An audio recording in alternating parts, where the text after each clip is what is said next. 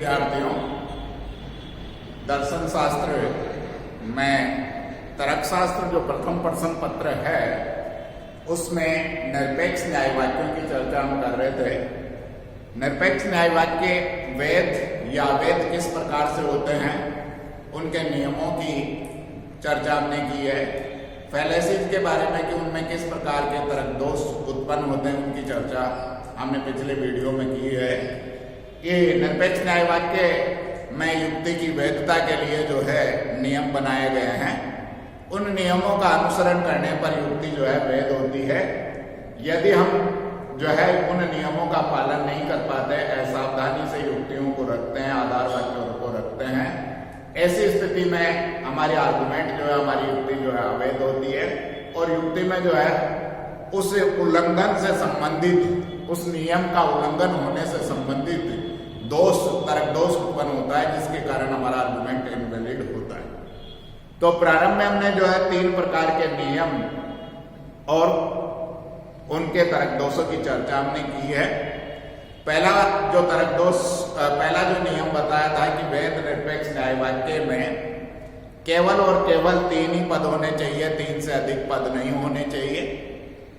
यदि इस नियम का उल्लंघन होगा तो चतुष्पद दोष या अनेकार्थक तर्क दोष होगा, या तो 4 पदों का दोष होगा या मध्यम पद का अलग अलग अर्थ देने के कारण जो अनेकार्थक तर्क दोष होगा। ये पहला तर्क दोष है।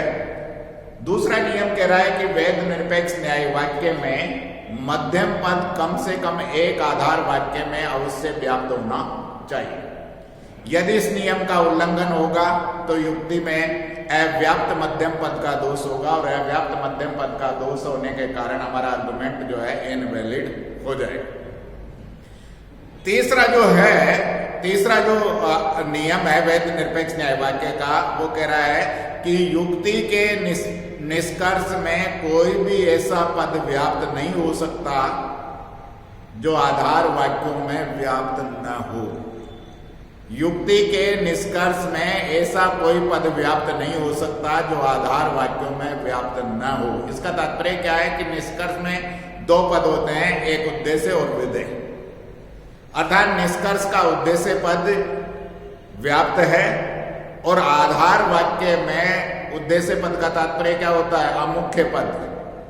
आधार वाक्य में अमुख्य पद जो है यदि अव्याप्त है तो युक्ति में अव्याप्त मुख्य पद का दोष, अव्याप्त अमुख्य पद का दोष होने से हमारी युक्ति जो है अवैध हो जाएगी।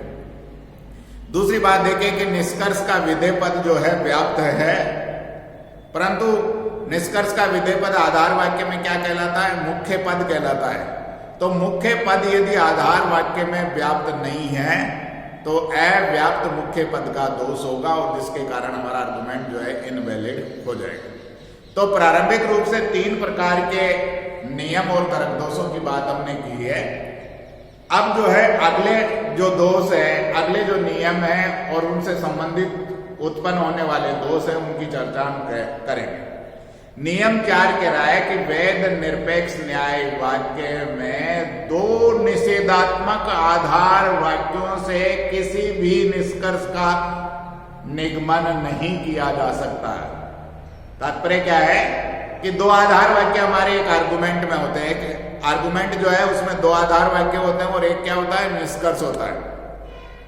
तो हमारे जो आर्गुमेंट के दोनों प्रीमिसेज है या दोनों आधार वाक्य है, दोनों आधार वाक्य निषेधात्मक नहीं हो सकते। यदि इस नियम का उल्लंघन होगा तो निषेधात्मक आधार वाक्य का दोष होगा, और जिससे हमारा आर्गुमेंट क्या हो जाएगा, इनवैलिड आर्गुमेंट हो जाएगा। पुनः सुन लीजिए कि नियम 4 क्या कह रहा है। नियम 4 कह रहा है कि 2 निषेधात्मक आधार वाक्यों से किसी भी निष्कर्ष का निगमन करना संभव नहीं है।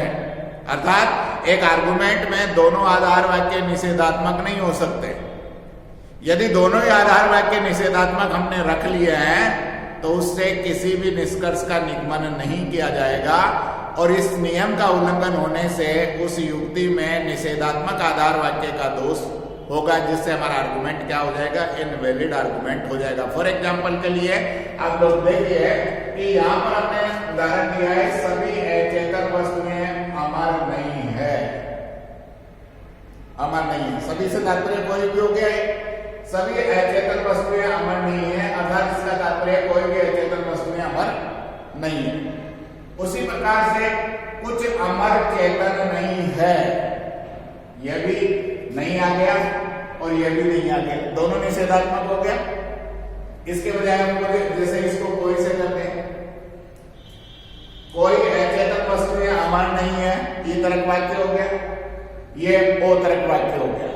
कुछ वाला कुछ अमर चेतन नहीं है, कोई अचेतन वस्तुएं अमर नहीं है, कुछ अमर चेतन नहीं है, दोनों ही क्या हो गया, निषेधात्मक आधार वाक्य हो गया। तो निषेधात्मक आधार वाक्य के द्वारा किसी भी निष्कर्ष का निगमन करना संभव नहीं है, इसलिए हमारा ये आर्गुमेंट जो है इनवैलिड आर्गुमेंट होगा।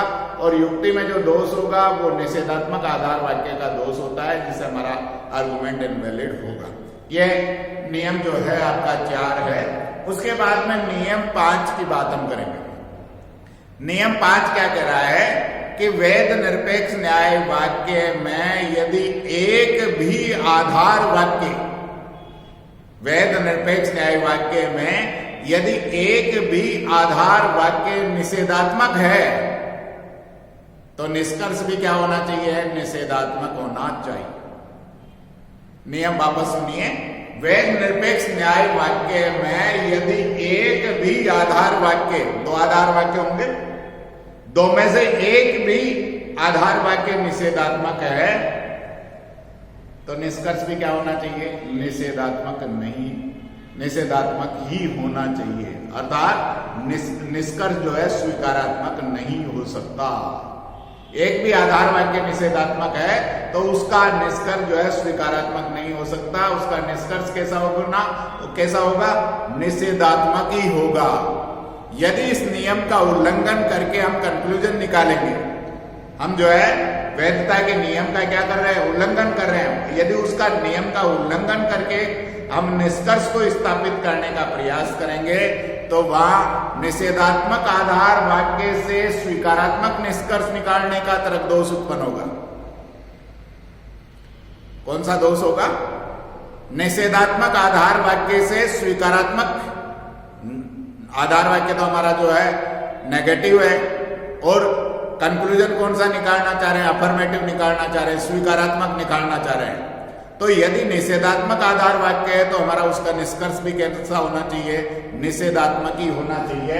यदि हम इस नियम का उल्लंघन करेंगे तो हमारा जो है निषेधात्मक आधार वाक्य से स्वीकारात्मक निष्कर्ष निकालने का दोष होगा और जिससे हमारा आर्गुमेंट इनवैलिड होगा। फॉर एग्जाम्पल के लिए ये देखिए, सभी विद्वान खिलाड़ी है, कुछ खिलाड़ी संगीतकार नहीं है, अतः कुछ संगीतकार विद्वान है। इस आर्गुमेंट में एक आधार वाक्य निषेधात्मक है, जो मुख्य आधार वाक्य है वो निषेधात्मक है, और एक आर्गुमेंट यदि निषेधात्मक है तो इसका निष्कर्ष भी क्या होना चाहिए था, निषेधात्मक होना चाहिए था, परंतु निष्कर्ष क्या लिया गया है, स्वीकारात्मक लिया गया है। तो निष्कर्ष जो कि नियम कह रहा है कि एक भी आधार वाक्य स्वीकारात्मक निषेधात्मक है तो उसका निष्कर्ष भी निषेधात्मक होना चाहिए, परंतु नियम का उल्लंघन करके जो है हम यदि स्वीकारात्मक निष्कर्ष निकालने का कार्य करेंगे तो उसमें जो है फैलेसी होगी निषेधात्मक आधार वाक्य से स्वीकारात्मक निष्कर्ष निकालने की, और वो हमारा आर्गुमेंट जो है, वो हमारी युक्ति जो है इनवैलिड आर्गुमेंट के रूप में बन जाएगी। तो ये 5वां नियम था। और जो छठा नियम है, छठा वैलिडिटी का जो छठा नियम है वो कह रहा है कि वेद निरपेक्ष न्याय वाक्य के दोनों आधार वाक्य यदि सामान्य है, दोनों आधार वाक्य, वेद निरपेक्ष न्याय वाक्य के दोनों आधार वाक्य सामान्य, सामान्य का तात्पर्य ए और ई, दोनों आधार वाक्य सामान्य है तो उसका निष्कर्ष विशिष्ट नहीं हो सकता। सामान्य किसको कहते हैं, ए और ई तर्क वाक्य को।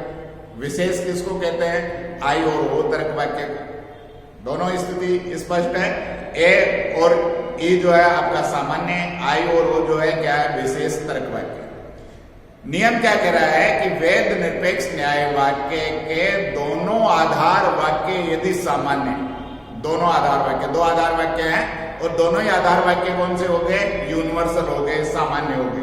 तो उसका निष्कर्ष क्या होना चाहिए? उसका निष्कर्ष भी सामान्य ही होना चाहिए। यदि हम जो है सामान्य के स्थान पर विशेष निष्कर्ष निकालने का प्रयास करें तो हमारा आर्गुमेंट क्या हो जाएगा? इनवैलिड हो जाएगा। क्यों हो जाएगा? क्योंकि हमने जो है यहां पर सामान्य से विशेष निष्कर्ष निकाला है, सामान्य आधार वाक्य से विशेष निष्कर्ष निकाला और यहां पर हमने सत्ता का खंडन किया। जो यूनिवर्सल सेंटेंस है वो सत्ता का प्रतिस्थापना करते हैं और यहां हमने सत्ता का जो खंडन करके हमने विशेष वस्तु का निष्कर्ष निकालने का प्रयास किया।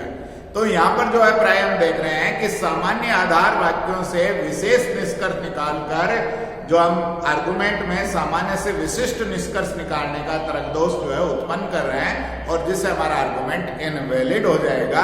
तो इस बात का हमें ध्यान रखना होगा कि यदि वेद निरपेक्ष न्याय वाक्य के दोनों आधार वाक्य सामान्य है तो उसका निष्कर्ष भी सामान्य ही होगा, विशिष्ट नहीं होगा। यदि विशिष्ट निष्कर्ष निकालते हैं तो हमारा आर्गुमेंट जो है हमारी जो युक्ति है वो अवैध हो जाएगी और उसमें जो दोष होगा सत्तात्मक दोष होगा, या हम यूं कहते हैं कि सामान्य से विशेष निष्कर्ष निकालने का दोष होगा। सत्तात्मक दोष भी कहते हैं क्योंकि सत्ता का खंडन हो रहा है जिसके कारण सत्तात्मक दोष हो रहा है, या सामान्य से विशेष निष्कर्ष निकालने का दोष होगा।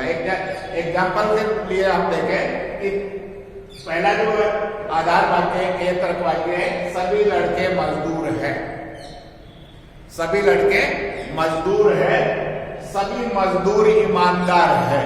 सेकंड प्रीमिस लिया, एक पहला आधार वाक्य लिया सभी लड़के मजदूर है, दूसरा कह रहे हैं सभी मजदूर क्या ईमानदार है, अतः कुछ ईमानदार लड़के हैं।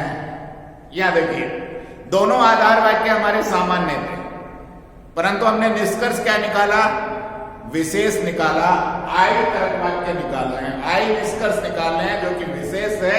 यदि हम ऐसा करते हैं तो सत्तात्मक दोष युक्ति में होता है और जिसके कारण हमारा आर्गुमेंट जो है अवैध हो जाता है। सामान्य से विशेष निष्कर्ष निकालने का या सत्तात्मक दोष होता है जिसके कारण हमारा आर्गुमेंट इनवैलिड हो जाता है।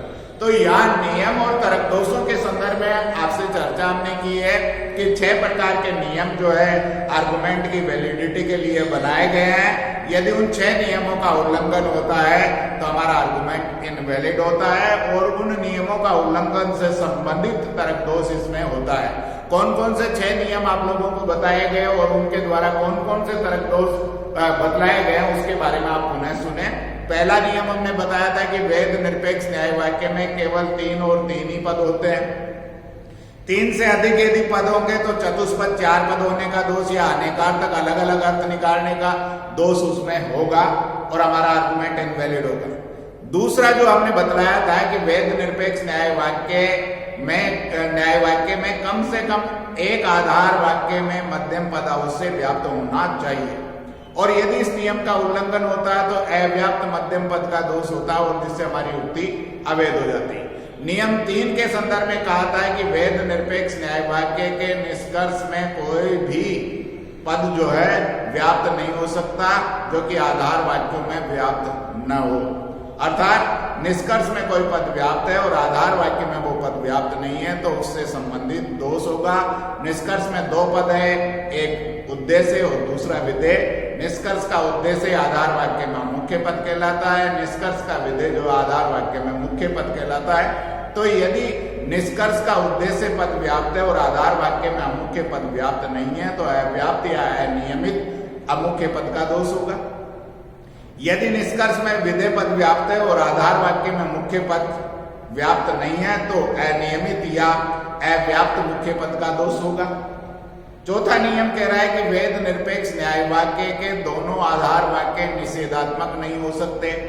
यदि इस नियम का उल्लंघन होगा तो निषेधात्मक आधार वाक्य का दोष होगा और जिससे हमारा आर्गुमेंट इनवैलिड हो जाएगा। नियम 5 कह रहा है कि वेद निरपेक्ष न्याय वाक्य का एक भी आधार वाक्य यदि निषेधात्मक है तो उसका निष्कर्ष भी निषेधात्मक होगा। यदि इस नियम का उल्लंघन होगा तो निषेधात्मक आधार वाक्य से स्वीकारात्मक निष्कर्ष निकालने का दोष होगा और जिससे भी हमारा आर्गुमेंट इनवैलिड हो जाएगा। अंतिम नियम जो बताया गया है कि वेद निरपेक्ष न्याय वाक्य के दोनों आधार वाक्य यदि सामान्य है तो उसका निष्कर्ष जो है विशेष नहीं हो सकता।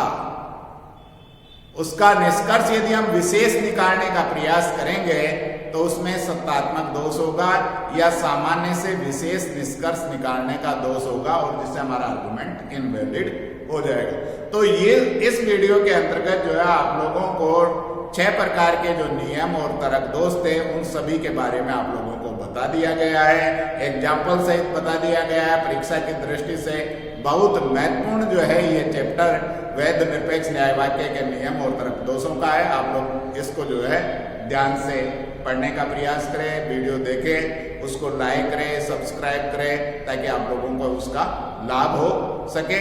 प्राय देखने को मिल रहा है कि बहुत कम विद्यार्थी जो है इस समय ऑनलाइन क्लासेस पे ध्यान दे रहे हैं, क्योंकि अब धीरे धीरे जो है समय आ रहा है कि परीक्षाएं होगी और परीक्षा यदि होगी तो आप लोगों को उसके अनुरूप पढ़ाई करनी पड़ेगी। तो आप लोग जो है इन बातों का ध्यान रखें और समय पर जो है कक्षाएं में जो बताया जा रहा है, कक्षाओं में जो आप लोगों का सिलेबस कराया जा रहा है उसको सीखने का प्रयास करें। धन्यवाद।